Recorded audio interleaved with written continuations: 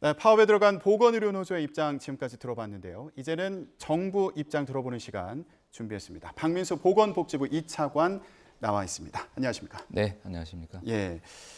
자, 보건의료노조 파업이 시작이 됐습니다. 현장에서 의료 차질이 빚어지고 있다 이런 소식이 들리기도 하는데 지금 보건복지부에서는 이 부분은 어떻게 대응하고 계신가요?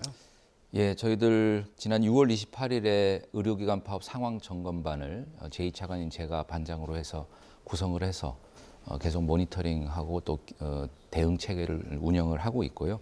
또 지난 11일부터는 시도별 비상진료 대책 상황실을 운영을 하고 있습니다. 그래서 정부로서는 어쨌든 최선을 다해서 진료 공백 최소화를 위해 노력하고 있다는 말씀을 드립니다. 혹시 환자분들 입장에서는 병원 갔는데 이거 진료에 차질이 있는 거 아닌가 이런 걱정하시는 분들도 계실 텐데 네. 정부에서 뭐 환자분들을 위해서도 대응을 좀 하고 계신가요? 예, 저희들 좀 전에 말씀드린 시도별 비상진료 대책 상황실에서 각급 병원별로 정상적인 진료 진행 여부 이런 것들을 파악을 해서 좀 정상 진료가 어려운 기관은 어디인지 그리고 정상 진료 가능한 기관은 어디인지 이런 것을 안내하도록 하고 있고요. 제가 어제 상급 종합병원장 회의를 또 열어서 원장님들께도 진료를 좀 정상적으로 가급적이면 할 수 있도록 최선의 노력을 다해달라는 당부를 좀 드린 바가 있습니다. 네, 부디 진료에 차질이 없기를 바라고요. 네. 자, 그러면 파업의 쟁점들에 대해서 구체적으로 얘기를 해보도록 하겠습니다. 네. 노조에서 중요하게 요구하는 사항 가운데 하나가 바로 간호간병 통합 서비스를 전면 확대하자는 이런 요구입니다. 네. 간병비 해결을 위해서 이제 중요한 부분으로 보이는데 네. 환자나 보호자분들도 관심이 많은 사안입니다. 네. 예. 일단 정부에서는 이 사안과 관련해서 어떤 입장을 갖고 계신 건가요? 예, 저희들도 간호간병 통합 서비스를 확대해야 한다는 그 방향성에 대해서는 공감을 하고요. 저희가 지난 4월에 간호인력 지원 종합 대책을 마련해서 발표를 한 바가 있습니다. 그 안에도 보면은 이제 간호간병 통합 서비스를 단계적으로 확대하겠다 이런 방향성을 제시를 했고 이 외에도 지금 노조에서 요구하는 주요 사항인 뭐 간호 등급제 개선이라든지 이런 이제 여러 가지 대책들을 담고 있고요. 아까 나 위원장님도 말씀 주셨지만 현장의 환자와 간호사의 비율이 우리나라가 이제 너무 그 환자를 많이 돌보는 그 현장이기 때문에 이것들을 좀 개선해야 되겠다고 하는 거에는 정부도 충분히 공감하고 또 그런 방향으로 나아가고 있습니다. 다만 이거를 이제 노조는 예를 들면 간호간병 통합 서비스는 이제 전면 시행을 하라 이런 요구를 하는데 이거를 전면 시행하기 위해서는 여러 가지 요건이 좀 충족이 되어야 합니다. 예컨대 전면 시행을 위해서 지금 필요한 간호사 수를 계산을 해보면 한 18,000명 정도가 추가 필요한데요. 1년에 지금 간호대를 졸업하는 학생들이 한 23,000명 정도가 됩니다. 그러면 18,000명이라는 건 거의 지금 현재 있는 간호대학을 거의 두 배 가까운 수준으로 늘려야 하는 건데 이게 그렇게 단기간에 쉽게 되는 것들은 아니거든요. 그래서 또 한 가지는 이제 이 서울 수도권에 이제 이거를 확대를 하게 되면은 지방 의료가 또 붕괴될 우려가 있습니다. 그래서 정부는 비수도권서부터 단계적으로 시행을 하는 게 맞겠다. 이런 생각을 가지고 지금 추진을 하고 있다는 말씀을 드립니다. 예. 간호간병 통합 서비스가 결국에는 간호 인력의 수와도 이제 연관된 문제인 만큼 지금 간호사당 환자 수와 관련된 문제에 대해서도 얘기를 해주셨는데 일단 이전에 정부와 협의했던 내용은 26년도까지 간호간병 통합 서비스를 전면 확대하기로 하는 내용에 대해서 이제 정부와 합의를 했던 건데 지금 노조 입장을 보면 이거 당장 하자는 거 아니다. 단계적으로 어떤 계획을 갖고 있는지 로드맵을 좀 제시를 해달라 이런 입장이거든요. 이 부분에 대해서 좀 구체적인 계획이 세워진 상황인가요? 예, 저희는요 아까 말씀드린 것처럼 4월에 발표한 대책에서 이미 간호사 대 환자 비율을 1대5로 단계적으로 확대해 나가겠다라고 하는 정책 방향을 제시를 한 바가 있고요. 지금 말씀하시는 간호간병 통합 서비스의 경우에도 여러 가지 여건을 고려해서 추진을 할 예정입니다. 2026년까지 시행을 하겠다는 게 전 정부에서 합의한 사안인데 현실적으로 2026년까지 전면 확대는 불가능합니다. 불가능하고요. 다만 노조에서도 이야기하시는 것처럼 그러면 일정이라도 좀 만들어 달라라고 하는데 그거는 저희도 최선을 다해서 검토를 해보겠습니다. 다만 이게 뭐 공무원들이 그 로드맵을 제시하는 거가 저희가 예측이 가능한 변수들이 있고 그렇지 않은 변수들이 있기 때문에 이거를 지금 단계에서 몇 년도까지 이렇게 하겠다라고 약속드리기가 매우 쉽지 않다 이런 말씀을 드리고요. 다만 저희는 최대한 이러한 그 1대5의 비율로 현장이 바뀌어 나갈 수 있도록 조기 실현을 위한 노력은 최대한 기울이겠다 이런 말씀을 좀 드리겠습니다. 네. 근데 앞서서 그 네. 간호대 1년 졸업생 그 수를 봤을 때 네. 정원을 2배로 늘리지 않는 이상 네. 지금 1대5 간호사 한 명당 환자 수를 1대5로 맞추는 게 쉽지 않다고 말씀하셨는데 네. 이 부분에 대한 보완책도 좀 필요할 것 같아요. 좀 고민하고 계신 부분이 있으신가요? 예, 그리고 지금 현재 간호사 대 환자 수 비율이 1대 한 16 정도가 됩니다. 예. 이거를 1대5로 바꾸면 한번 산수를 해보십시오. 현재 간호사비의 3배를 늘려야 되는 거예요. 그러면은 비용도 만만치 않을 것이고 그렇게 3배를 늘릴 만큼의 인력이 배출되는 데는 좀 상당한 시간이 소요되는 것이 사실입니다. 그래서 다만 정부는 역대 정부 중에 그래도 이 정부는 필수 의료 살리기와 또 의료 현장의 그런 인력 확충에 대해서는 확고한 의지를 갖고 있다는 것은 뭐 다 잘 아실 겁니다. 그래서 이 부분은 저희가 현실의 여건과 이런 것들을 고려해서 지속적으로 또 단계적으로 추진해 나가는 것이 맞겠다 이런 생각을 갖고 있고요.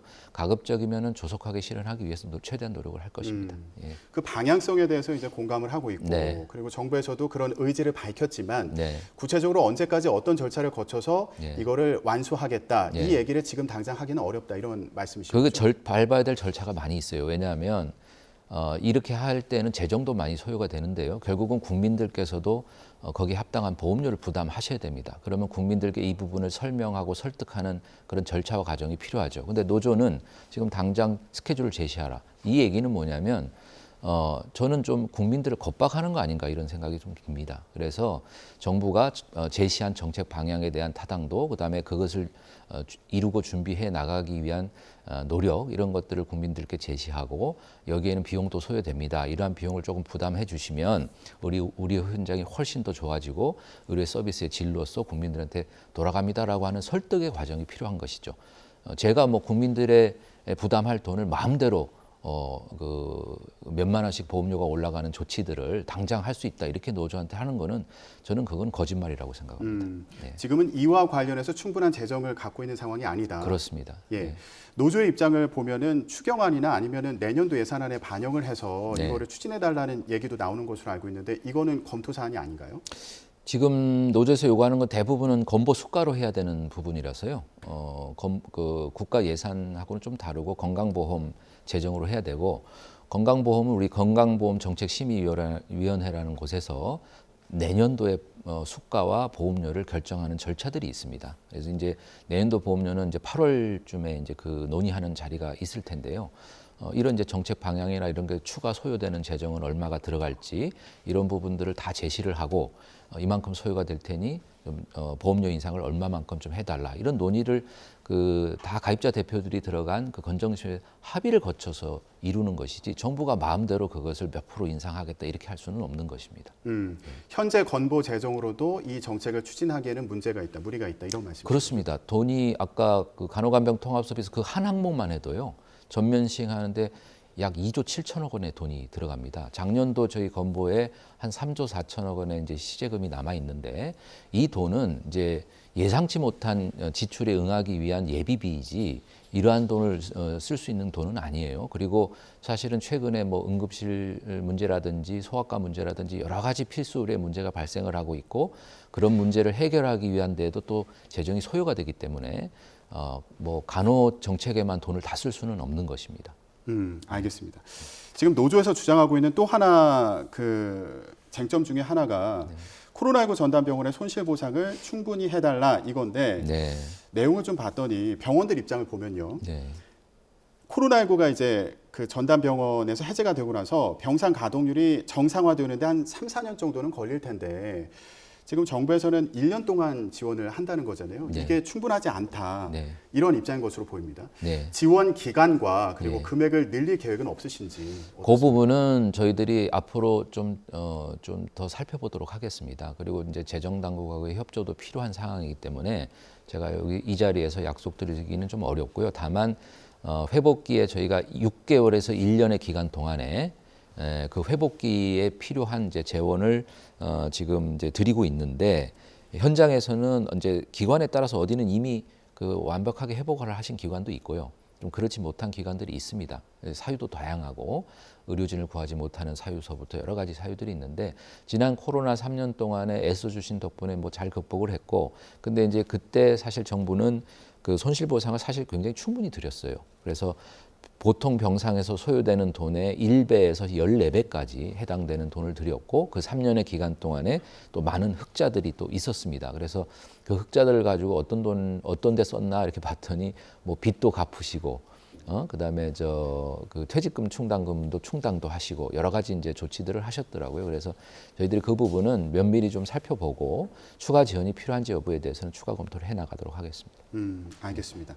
아까 말씀드렸던 뭐 예산을 통해서 그 지원을 확대할 수 있는 거 아니냐라는 주장이 있다고 말씀드렸는데 그거는 지금 코로나19 전담병원 손실보상과 관련된 그렇습니다. 예, 내용이고요. 그거는 이제 국고 예산으로 하는 것입니다. 이 부분이 이제 더 필요한 부분이 있는지 살펴보겠다 네. 이런 말씀이신 거고요. 네.